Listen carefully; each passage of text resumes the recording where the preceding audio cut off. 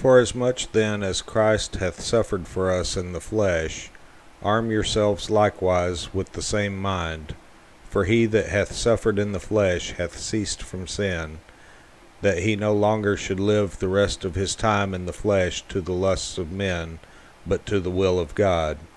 For the time past of our life may suffice us to have wrought the will of the Gentiles, when we walked in lasciviousness, lusts, excess of wine, revellings, banquetings, and abominable idolatries, wherein they think it strange that ye run not with them to the same excess of riot, speaking evil of you, who shall give account to him that is ready to judge the quick and the dead.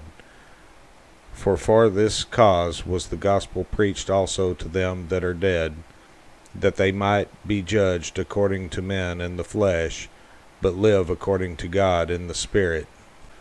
But the end of all things is at hand.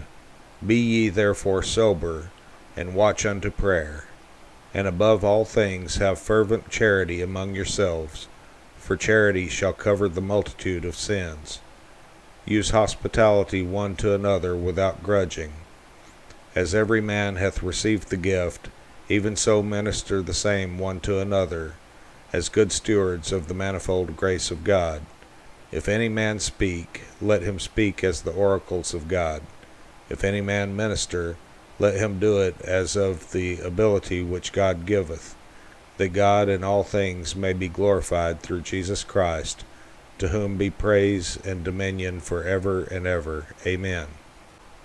Beloved, think it not strange concerning the fiery trial which is to try you, as though some strange thing happened unto you, but rejoice inasmuch as ye are partakers of Christ's sufferings, that, when his glory shall be revealed, ye may be glad also with exceeding joy.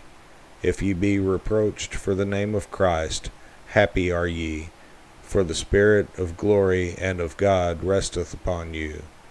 On their part he is evil spoken of, but on your part he is glorified. But let none of you suffer as a murderer, or as a thief, or as an evildoer, or as a busybody in other men's matters.